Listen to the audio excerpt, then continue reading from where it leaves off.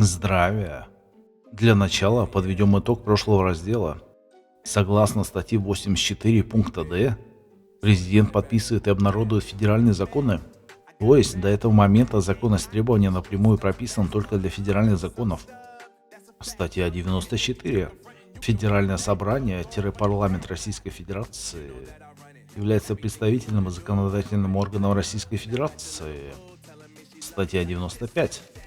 Один федеральное собрание состоит из двух палат – Совета Федерации и Государственной Думы. Речь о том, мол, они выпускают законы, но на самом деле правительство спускает все вниз. Дальше клоуны все одобряют и принимают по партийной дисциплине.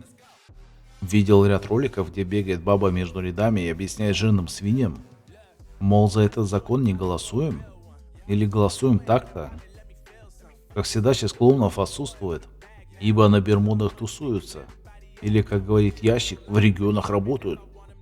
И само собой, по указке бегает раб нижнего уровня и кнопки прожимает за отсутствующих. Госдура крадня для народа. Смысл ее существования – собирать ненависть и проклятия и всячески портить карму их родам. А верхние управленцы типа ни при чем, а Совет Федерации показывает по ящику крайне редко. Требуется быть стопроцентным бараном, чтобы идти в Госдуму. Впрочем, там сейчас артисты и спортсмены, а должны быть юристы. Еще лучше человеки, живущие по совести. Смешно пошутил? Да.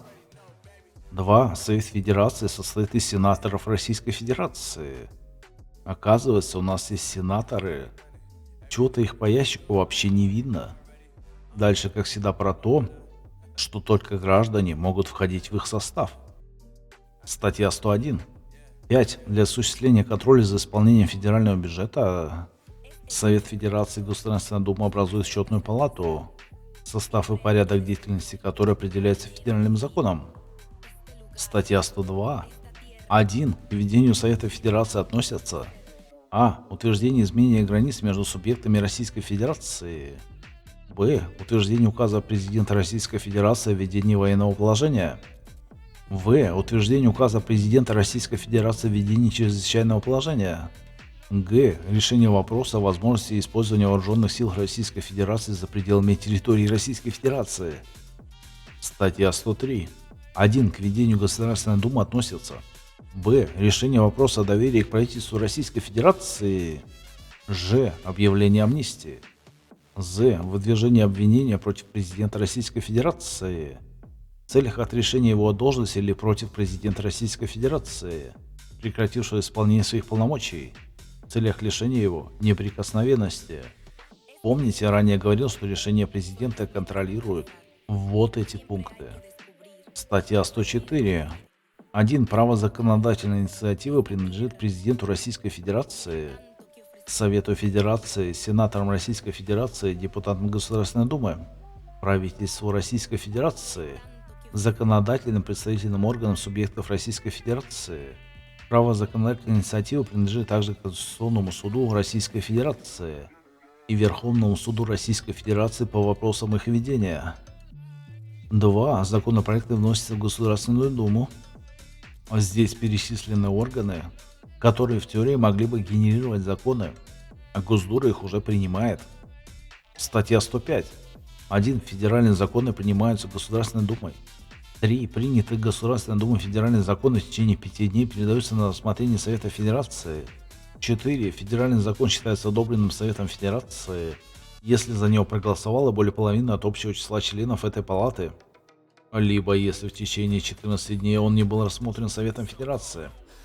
В случае отклонения федерального закона Советом Федерации, палаты могут создать согласительную комиссию для преодоления возникших разногласий, после чего федеральный закон подлежит повторному рассмотрению Государственной Думой. 5. В случае несогласия Государственной Думы с решением Совета Федерации, федеральный закон считается принятым, если при повторном голосовании за него проголосовало не менее 2/3 от общего числа депутатов Государственной Думы. Короче, если вдруг президент окажется человеком, да еще и с совестью, его решения зарежут другие органы. Статья 106. Обязательному рассмотрению в Совете Федерации подлежат принятые Государственной Думой федеральные законы по вопросам: а. Федерального бюджета. Б. Федеральных налогов и сборов.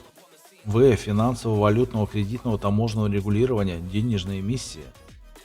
Г. Ратификации и денонсации международных договоров Российской Федерации. Д. Статуса и защиты государственной границы Российской Федерации. Е. Войны и мира. Помните, когда они решили официально влезть на Украину? Показывали заседание «Свали стакан» как раз по этой причине. Статья 108.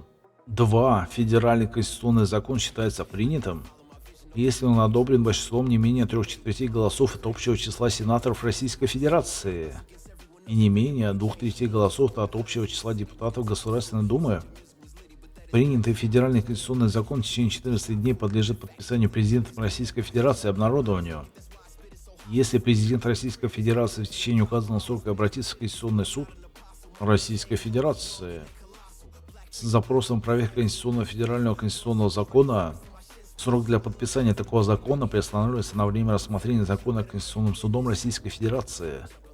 Если Конституционный суд Российской Федерации подтвердит конституциональность федерального конституционного закона, президент Российской Федерации подписывает его в 3-дневный срок с момента внесения Конституционным судом Российской Федерации соответствующего решения. Если Конституционный суд Российской Федерации не подтвердит конституциональность федерального конституционного закона, президент Российской Федерации возвращает его в Государственную Думу без подписания. Ох, много текста, но смысл его в том, что мы нашли пункт о том, что президент подписывает также федеральные конституционные законы. Всем добра, здоровья, процветания и денег.